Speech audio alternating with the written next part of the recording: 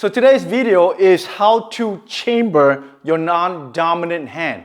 Okay, so by now you've probably seen a lot of other different karate style, as well as Kung Fu and Indonesian style, Vietnamese style, and Japanese, even Okinawa, right? You see some style where they chamber up here, some style where they chamber down here, right? What is the correct way of chambering?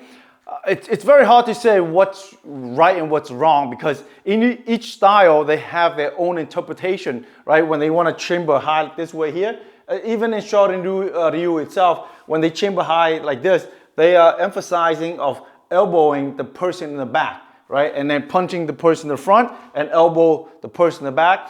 Or at the same time, they focus on how to strengthen the body, right? Hands and punching hand, and also elbow this way here, so they get that that strengthened motion and also the flexibility of it. Okay, in our style it's different.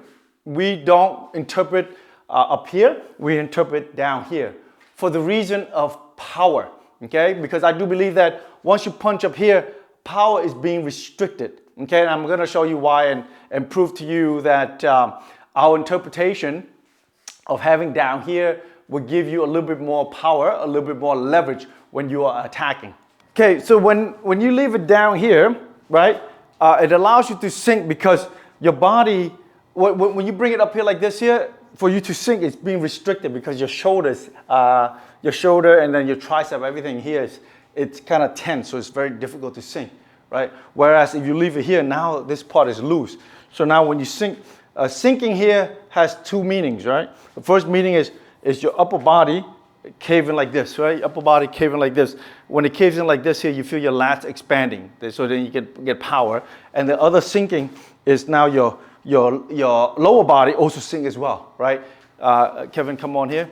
So the sinking is very important. Let's put this down for a little bit here. Sinking is very important. Why? That's where you get the power from. The power you borrow from the ground. If I stand this way here and I just push on my body, yeah, he's gonna move, but he's not going to move as much if I sink to the ground and push. You see?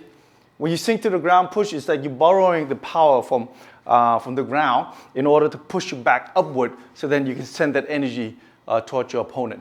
Okay? So it's crucial to understand that aspect of it in order for you to appreciate why you should leave your hand up here or you should leave it down here. Okay? So when you see people do kata, and then you see them put up here and then they put down here, really, there's no right or wrong answer, right? It depends on how that practitioner or how that style is utilizing the chambering hand. So my purpose of this video is to let you understand that, when we leave it down here, it doesn't mean that, people are gonna say that, oh yeah, his style, he did it all wrong, and his chambering is so low, he should be chambering up here. Well, we have a purpose why we did it, do it down here, and now that I am explaining in this video, right? And whereas I appreciate for those of you who practice up here, because for the last 15 years, I've been training to put it up here. But then later on, I realized that bringing it down here allows you to have more power and also being quicker as well, okay? So in my previous videos where I teach about kata and stuff like that, just for example, let's say in Pina Nidan, where from here yoi, you do the block and you hit this way here. If I chamber up here, it goes like this, and I feel restricted, right? Whereas if you leave down here, and it feels much quicker, okay? So the looser you are up here, the faster that you can execute your move. Okay, so I have Bob right here. I'm gonna do some of the demonstration on how to generate power, having the non-dominant hand, which is the chambering hand up here versus down here, okay? And so let's say if I punch up here, then we go this way, right? And I feel tightness already, right? Okay, now I'm gonna have it down here and my body sink as I punch, right? Here, okay, again, here. Okay, versus, right? So when you punch up here like this here, you can't do any of those, right? When you punch down here, you can sink, okay? Down here again, right? Up here, you can't sink, right? And why is sinking is so important, like I mentioned earlier, in a real fighting situation, right? No one punches while standing that way, right?